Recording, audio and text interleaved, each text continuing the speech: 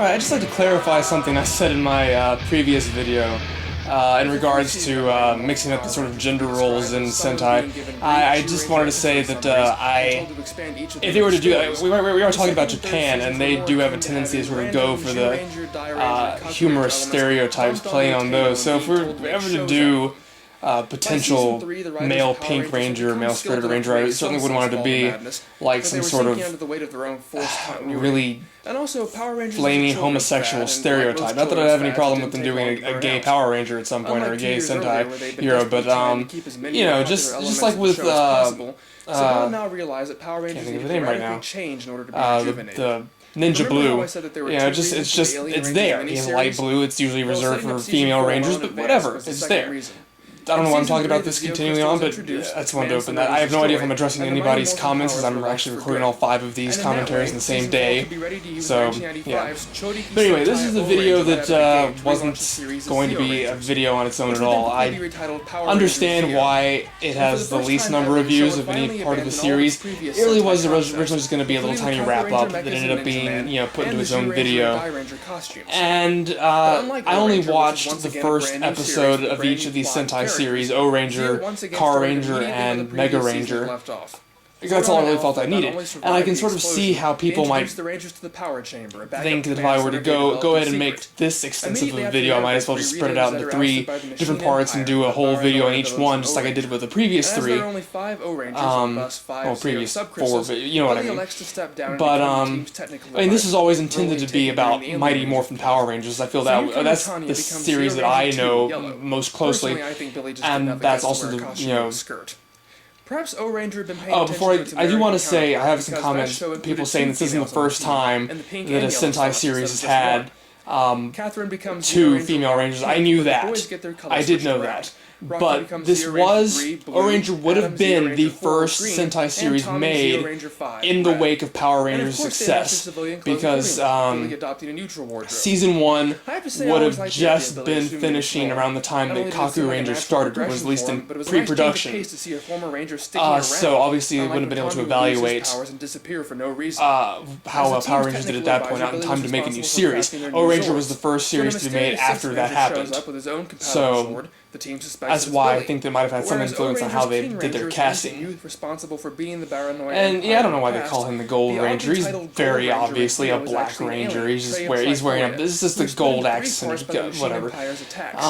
Until Trey is restored, the powers where was I? Oh yeah, maybe it shouldn't have been it, but I really enjoyed getting the time to take my time on this. And yeah, this wasn't just supposed to be about Mighty Morphin Power Rangers. I feel that was the one that was the most had the most interesting aspects in terms of how it was created out of the Sentai. And these next 3 seasons did continue that sort of trend, but by this point they really sort of found that niche. They were doing a different Sentai every year rather than keeping the elements from previous seasons in there. But yeah, I started watching the Game of Zeo. I had some figures and things, but I fell out of it pretty quickly once they got back to the status quo. I stopped watching. Even when I was happy when Jason came back, I heard about it, I still wasn't watching it. I'd really fallen out at this point. This was the point where I really screwed up.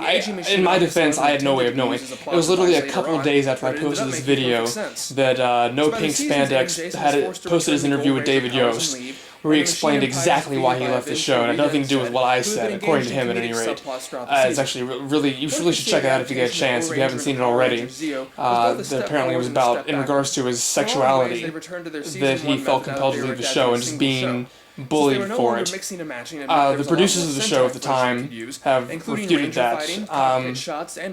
So it was, I guess it's his word against theirs. I'm inclined to believe David Yost, certainly, because that's not the kind of accusation you throw around just willy-nilly, unless you really mean it. But it's a really good interview. Please check it out. It's very emotional, very moving.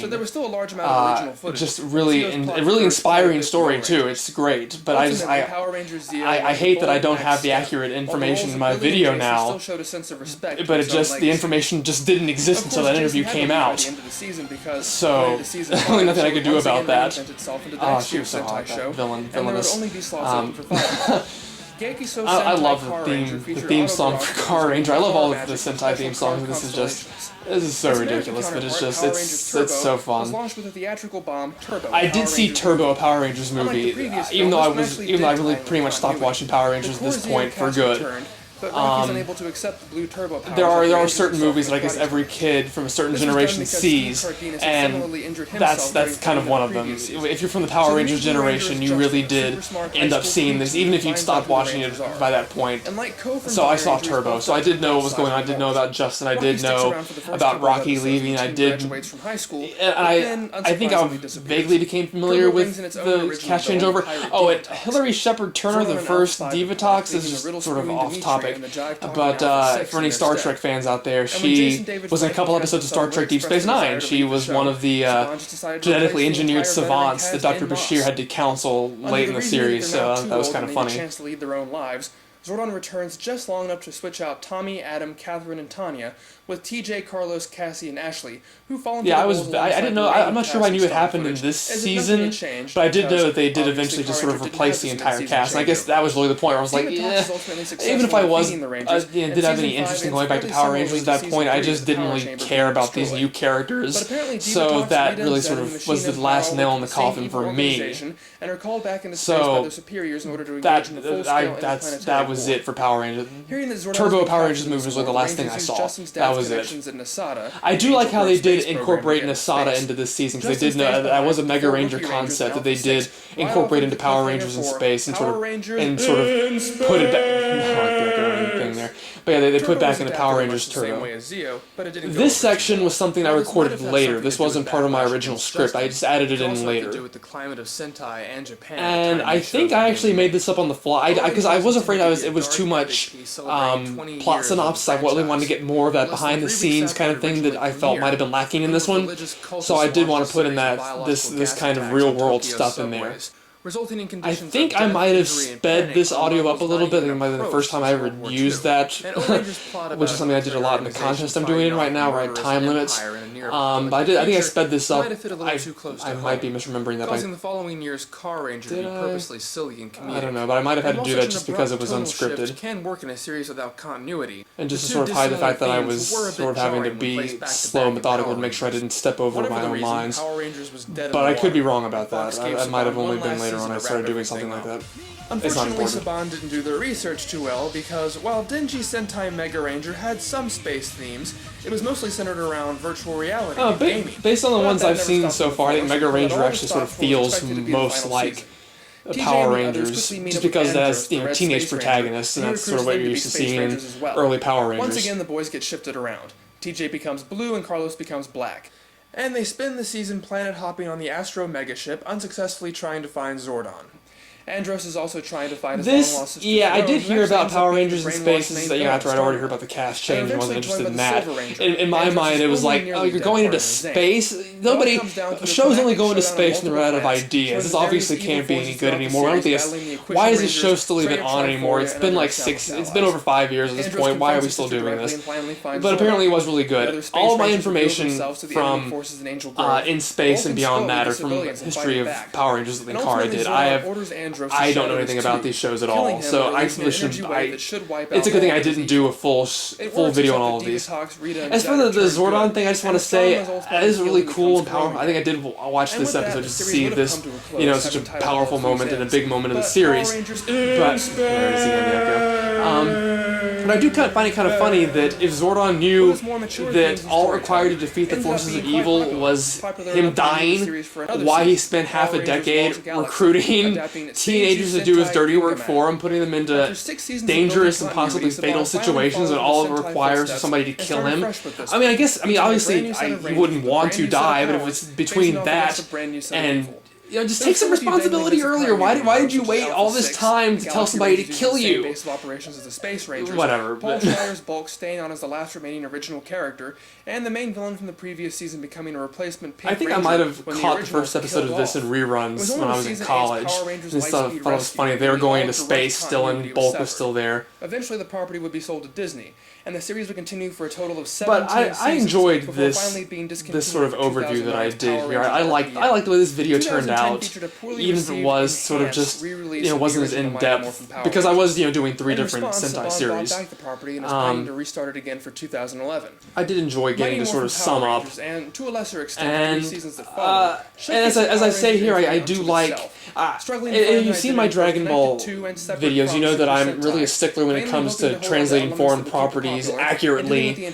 I don't, even if it's a good dub, I'll still watch the subtitled version instead, just because it feels more accurate to me. But I still find it fascinating just how they took this property and sort of made it their own. They're not really passing it off as being Sentai, but it is to varying degrees of accuracy. But it's just interesting to me how they took this property and sort of did really different things with it. It's interesting.